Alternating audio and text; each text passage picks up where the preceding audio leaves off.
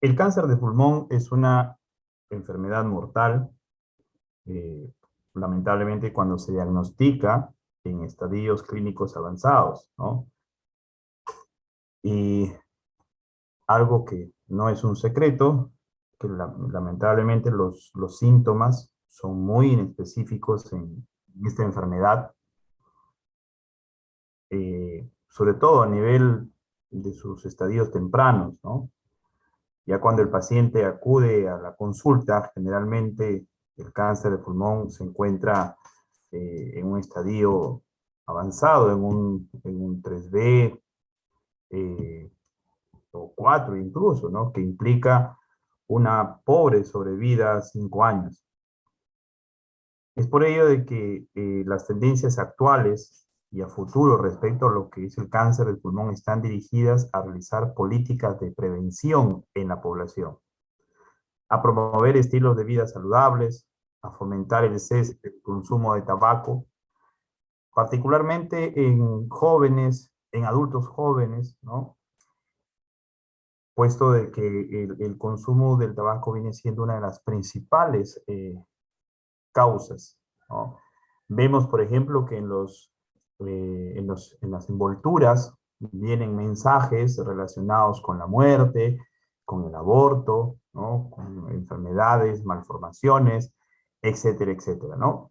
La parte preventiva promocional también está orientada a promover prácticas habituales de ejercicios, llevar una dieta saludable, evitar también el contacto con humo de segunda mano, le llamamos así cuando somos fumadores pasivos, es decir, de que estamos cerca de personas eh, que tienen ese tipo de prácticas, ¿no? Entonces hay que evitar exponerse a esos tóxicos ambientales, ¿no?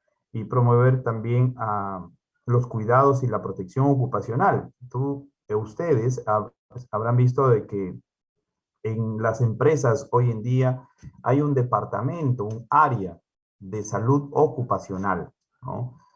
Algo que años atrás no se hacía, pero que hoy es parte de la normativa, ¿no? Para que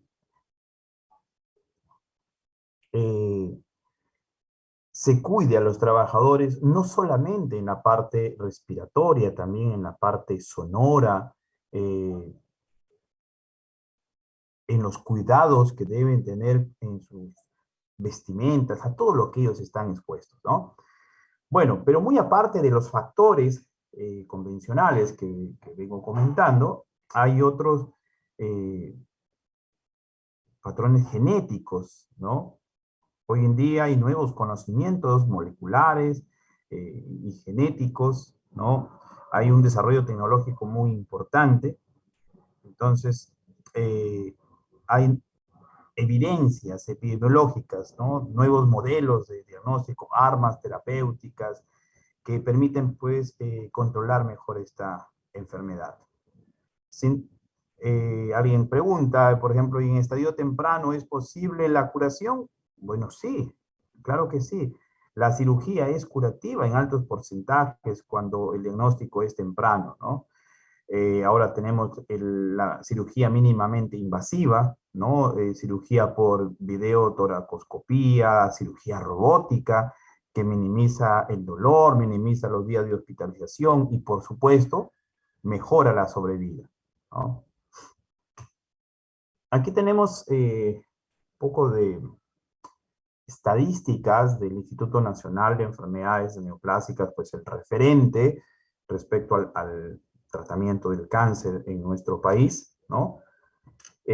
A nivel mundial, el cáncer de pulmón tiene cierta frecuencia en ambos sexos, ¿no? Por ahí también está, pues, el de mama, está el cáncer de cuello uterino, el cáncer de estómago, el cáncer de piel, ¿no? De próstata, ¿no? Etcétera, etcétera. La incidencia del cáncer de pulmón ha ido incrementando, ha ido aumentando incluso en el sexo femenino por las costumbres del consumo del tabaco, ¿no? En Latinoamérica el cáncer es la tercera causa de muerte, ¿no? Y la incidencia de los tipos de cánceres es variable en cada país, ¿no? Tanto en lo que es el total como en el sexo. La mortalidad relativa respecto a, a los neoplasias de tráquea, bronquios y pulmón, pues es importante, es un 35,1%, ¿no? El pulmón es uno de los pocos órganos en que son más frecuentes los tumores primarios que los metastásicos, ¿no? Más del 90% de las neoplasias pulmonares primarias son tumores malignos, y como mencionaba, la incidencia pues está en aumento. En Estados Unidos es la cuarta causa de cáncer en general, pero es la primera en mortalidad. El carcinógeno más importante para el cáncer de pulmón, el cigarrillo. Presenta su máxima incidencia entre los 55 y 65 años, más frecuente en varones, pero como mencionaba hace un instante, pues hay un incremento importante en las mujeres, ¿no? Aquí en nuestro país, eh, en, en zonas no muy alejadas de acá, zonas urbanos, rurales, zonas marginales, o las personas que viven en el campo, ustedes deben tener familiares, todos creo que tenemos por ahí los tíos, los abuelos o alguien que está en el campo y cómo cocinan, ¿no? Eh, Muchos de ellos usan leña, y el área donde cocinan está impregnada, las paredes de humo, de un sedimento incluso en el piso, y todo ello que también ha sido inhalado por las personas que se encuentran en la elaboración de los alimentos o que están en esas áreas, ¿no? Entonces, hay un vínculo entre el humo de leña doméstico y el cáncer de pulmón, debido a las partículas nocivas, ¿no? Y están los fenoles, acetaldehído, ¿no? Compuestos orgánicos como el benceno, formaldehído. Eh, el efecto cancerígeno luego de la exposición del humo de la madera, ¿no? Genera un cambio en la celularidad, algo que condiciona pues la aparición del cáncer. Entonces, cuando decimos, oye, en el campo vida saludable, bueno, entre comillas, ¿no? Eh, Existe entonces una clara relación entre el consumo de tabaco, ¿no?, y el cáncer de pulmón. Se observa en un 90% de los pacientes. Algunos contaminantes ambientales, como el asbesto, son también factores de riesgo para desarrollar una neoplasia pulmonar y además potencian el efecto carcinógeno del tabaco. El riesgo relativo aumenta más de 10 veces en los fumadores activos y 1,5 veces en los que durante años son los fumadores pasivos. Aquí está pues el carcinógeno más importante, ¿no? Con una gran cantidad de sustancias que provocan cáncer. Y no olvidar de que hay otros factores, ¿no?, que se tienen que tomar en cuenta en relación al cáncer de pulmón. Los factores, los aspectos genéticos, ¿no? El terreno de la cancerización familiar, la exposición que de por sí ya está incrementada. En el pulmón hay tumores malignos y benignos, pero la inmensa mayoría son carcinomas broncógenos, 90-95%, como los que estamos apreciando aquí en las imágenes. Al dejar de fumar disminuye el riesgo y a los 15 años se aproxima al de los no fumadores, aunque nunca llega a ser igual al de no fumadores. Esta expresión es importante que quede ahí grabada, porque cuando hacemos un poco de educación hacia nuestros pacientes, ¿no?, cuando hacemos lo preventivo, promocional, Van a levantar ahí su manito y te va a decir, doctor, doctora, disculpe, mire, y si dejo de fumar, de todas maneras me va a dar cáncer, voy a mejorar mi vida, va a haber un cambio significativo o no, ya estoy dañado, por decirlo así, ya está afectado mis pulmones y lamentablemente pues me va a dar cáncer. Entonces ya tienes que decir, ¿no? Eh, doctor, ¿y qué síntomas tiene el cáncer? Bueno, como decía, el nicho es muy inespecífico. Y luego aparecerán pues ya los síntomas convencionales por la obstrucción bronquial y todo lo que inclina al consumo eh, por parte de las células neoplásicas del cuerpo afectado, ¿no? Desde el punto de vista patológico, el adenocarcinoma es el más frecuente en pacientes jóvenes, menos de 45 años, en mujeres o aquellos que nunca han fumado. Este tumor puede, eso también, o sea, no necesariamente alguien que fume, fue un fumador pasivo o por otros factores. Este tumor puede sentar sobre zonas cicatriciales, ¿no? Por ejemplo, lesiones posttuberculosas, que tampoco es ajeno. Aquí en nuestro país tenemos una gran eh, incidencia. Ustedes saben de que la tuberculosis, si bien es cierto, es muy controlada, hay actividades permanentes. Sin embargo, hay una casuística todavía importante, ¿no? El carcinoma epidermoide bronquial, ¿no? Y el carcinoma de células pequeñas está asociado al tabaco.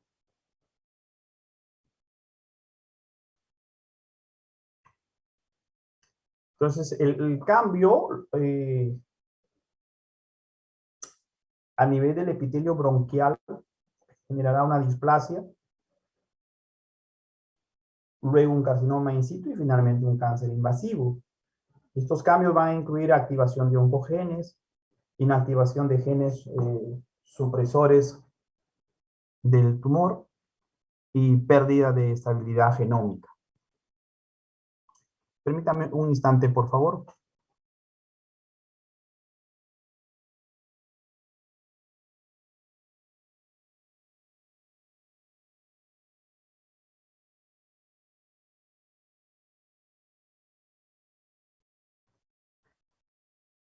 En cuanto a la clasificación, eh, tenemos en primer lugar el carcinoma epidermoide, que es el asociado al tabaco. Es un carcinoma escamoso, queratinizante. En segundo lugar, el adenocarcinoma, es un adenocarcinoma acinoso, adenocarcinoma papilar. Una tercera variante que es un carcinoma sólido con secreción de mucina. Y también tenemos un carcinoma bronquiolo alveolar. En tercer lugar, carcinoma de células grandes no diferenciado, con dos variantes de células claras y de células gigantes. 4, el carcinoma de células pequeñas, también asociado a tabaco, está el carcinoma de célula de avena, LOPCEL. Y el tipo celular intermedio, tenemos también carcinoma adenoscamoso, tumores carcinoides, carcinoma de glándulas salivales en dos variantes, quístico adenoide y mucoepidermoide, el blastoma pulmonar y sarcomas de diversos tipos, linfomas, melanomas y los mesoteliomas. Aquí tenemos algunas piezas anatomopatológicas de una neoplasia pulmonar, en este caso la variante epidermoide, justo en la zona de la carina, donde se divide la tráquea en los dos bronquios, un tumor periférico de tipo adenocarcinoma, un carcinoma anaplásico de células pequeñas en su aspecto macro y microscópico, una metástasis cerebral de un carcinoma broncogénico. Aquí metástasis pulmonar. En realidad, Los órganos que suelen dar metástasis a nivel pulmonar, dentro de su mayor frecuencia, tenemos de colon, de estómago, ¿no? También las neoplasias prostáticas, ováricas, en el caso de la mujer. Un amartoma, que en la radiografía de tórax se ve como calcificaciones en popcorn, le llaman, ¿no? En palomitas de maíz. Bueno, las manifestaciones clínicas. El cáncer pulmonar temprano rara vez va a dar síntomas, ¿no? Eh, los síntomas que empezarán a aparecer son inespecíficos, ¿no? Tenemos tos, dificultad respiratoria, disfonía, eh, hemoptisis, dolor torácico, eh, puede haber obstrucción bronquial, eh, ciertas particularidades, ¿no? Compromiso de la vena cava superior, que aparece sobre todo en el oxel, ¿no? Hay invasión del pericardio con taponamiento cardíaco, entonces pueden haber manifestaciones, sí, de mayor compromiso cuando afecta a otras estructuras. Hay síndromes paraneoplásicos en los cuales vamos a apreciar otras sintomatologías. La obstrucción puede generar eh, trastornos para la alimentación porque hay una compresión del esófago, puede haber parálisis del nervio frénico, produciendo una elevación del hemidiafragma.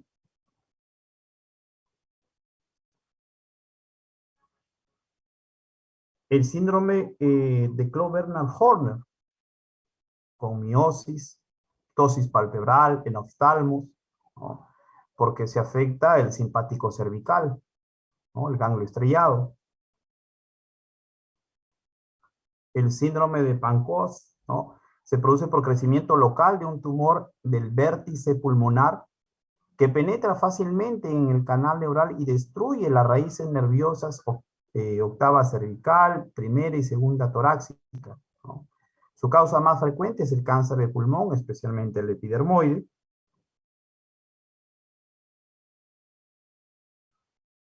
El epidermoide y el anaplásico de células pequeñas suelen aparecer como una masa en grandes bronquios, sobre todo lo de posición central.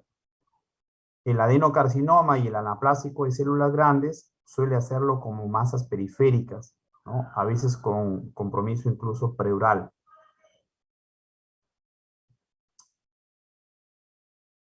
En cuanto al diagnóstico, lo primero, obviamente, el paciente pondrá de manifiesto sus síntomas.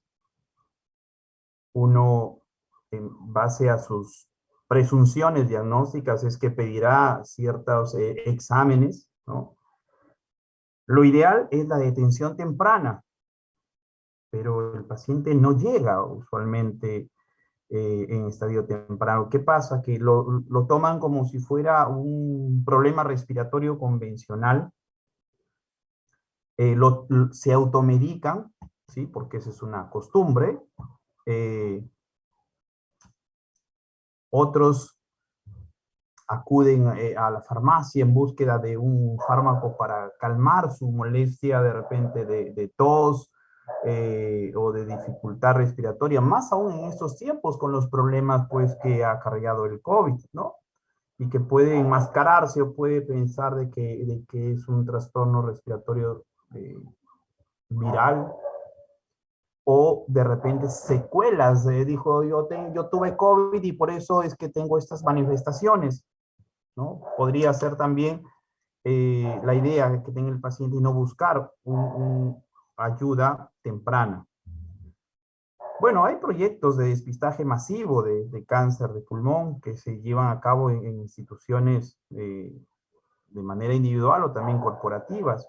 Y eso pues sería ideal hacerlo masivo para que se pueda diagnosticar en etapas tempranas, ¿no? Y esto repercute en la sobrevida luego del tratamiento quirúrgico que se le brinde a estos pacientes. La, los exámenes de imágenes, ¿no? Las tomografías espirales de multicorte han permitido diagnosticar adecuadamente, tener las características precisas, ¿no? Se realiza citología de esputo, broncofibroscopía, ¿no? Lavados, cepillados, eh, biopsias que son dirigidas, ¿no? Con imágenes para poder tomar las muestras de la forma más adecuada, ¿no? Y así realizar un estadiaje, con ello plantear el tratamiento y decirle al paciente, pues, realmente cuál es su pronóstico, ¿no? El uso de la tomografía ha mejorado la detección de los nódulos tumorales, de la detección temprana, permite establecer diferencias radiológicas entre los adenocarcinomas, ¿no? Los adenocarcinomas in situ y los carcinomas epidermoides, ¿no? La resonancia magnética, que obviamente es superior a la tomografía, ¿no? Permite diagnosticar lesiones adyacentes a la pared torácica, al sulco superior, ¿no? Compromiso ganglionar. Eh, Pero sin duda alguna, ¿no? La broncoscopía es el procedimiento que se emplea con mayor frecuencia para el diagnóstico de esta neoplasia, ¿no? La biopsia intratorácica percutánea por aspiración ocupa el segundo lugar. Aquí vemos unas imágenes, ¿no? Endoscópicas con la identificación del tumor endobronquial carcinoide para el caso. La VIPA, ¿no? Para tomar, en este caso, una muestra adecuada, una lesión mediastinal. Y así puedes realizar el estadiaje dentro de lo convencional que sabemos, ¿no? Con el TNM, para ver el tamaño del tumor, el compromiso de los ganglios linfáticos y la metástasis. La broncoscopía permite un rápido diagnóstico, ¿no? Es muy útil cuando existen signos directos de neoplasia en el canal endobronquial.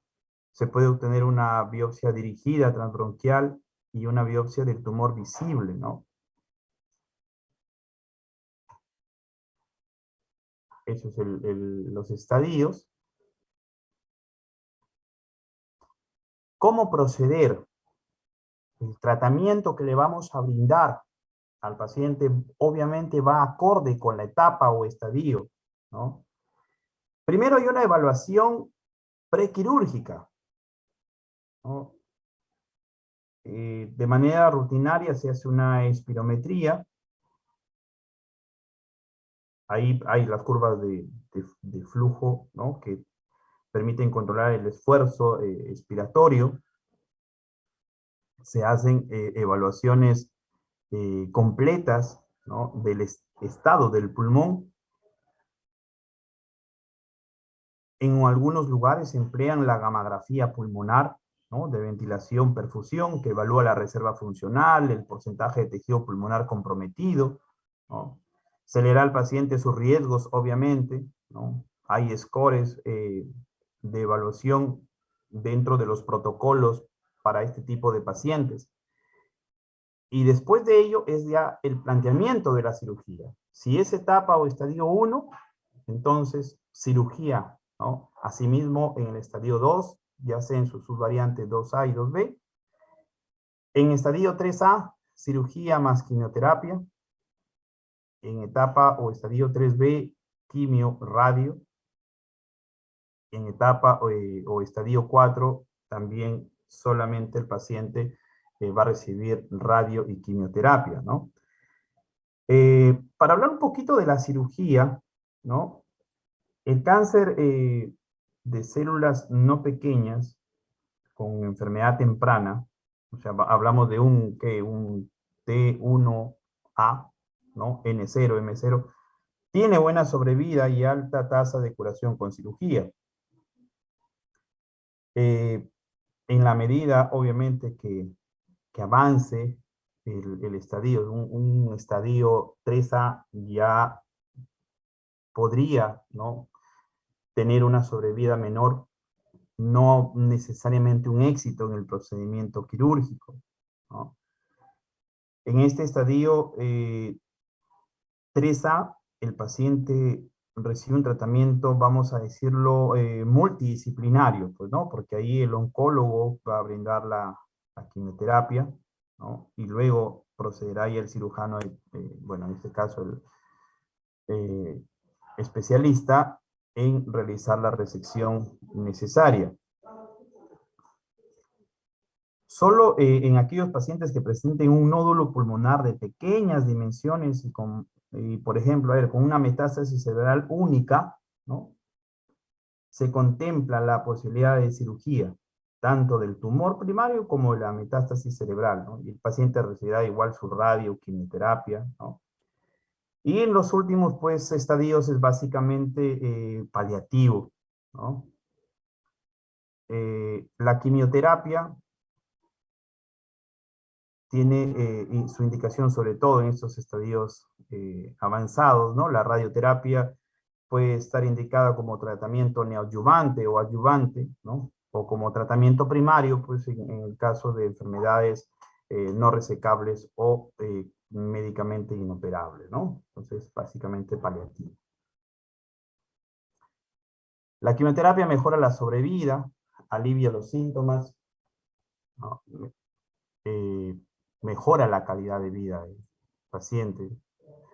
Ha, ha ido cambiando a lo largo de la historia los productos, los fármacos que se emplean. Actualmente tenemos carboplatino, por ejemplo, paclitaxel, ¿no? Terapias con anticuerpos monoclonales, fármacos moduladores de mutaciones, que ya son fármacos de tercera generación, con los que se ha obtenido mejores resultados, ¿no? Esto gracias a los avances, estudios constantes que se vienen realizando en la preocupación, pues, de mejorar la sobrevida de los pacientes con cáncer de pulmón, porque a pesar de todas las actividades preventivo-promocionales, la guerra es muy compleja, muy difícil de ganarle al consumo del tabaco. En una enfermedad no invasiva, entonces hay exéresis más disección ganglionar, ¿no?, al momento de la cirugía, y quimioterapia post-cirugía más radioterapia. Si es invasiva, tratamiento quimio y radio sin cirugía, ¿no? Aquí vemos la sobrevida de acuerdo al estadio clínico,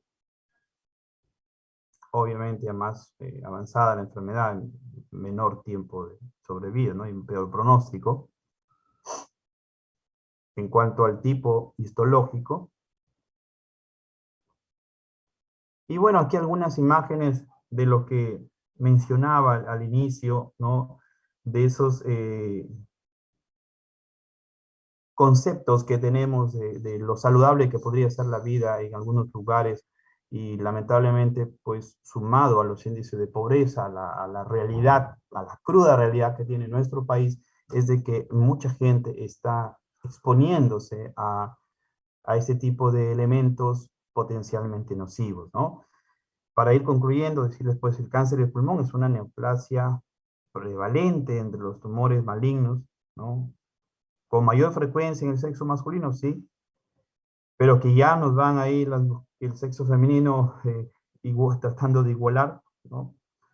Hay un vínculo importante con el tabaco, también con la exposición al humo de leña doméstico, como vemos aquí, ¿no? Y en la ciudad, sí, nosotros consumimos alimentos ahumados, eh, manufacturados incluso, pero obviamente las personas que los preparan, los que están expuestos directamente, son los que van a tener mayor probabilidad, ¿no?, de desarrollar esta enfermedad. la sobreexposición a estos factores y el no cuidado, porque no hay mecanismos de protección ahí, hará pues que la enfermedad tenga más chances de aparecer, ¿no? Como dije, el tipo histológico más frecuente, el adenocarcinoma. La detección temprana sería muy importante, instruir a la gente, buscar mecanismos diagnósticos, la implementación, pero todo eso implica un presupuesto que tal vez nuestros gobernantes no estén dispuestos a invertir. Y bueno, agradecerle a los avances tecnológicos para el diagnóstico y también para el tratamiento. Bueno, jóvenes, con eso entonces concluimos nuestra sesión de hoy. Que tengan muy buenas tardes. Gracias, doctor. Gracias, doctor.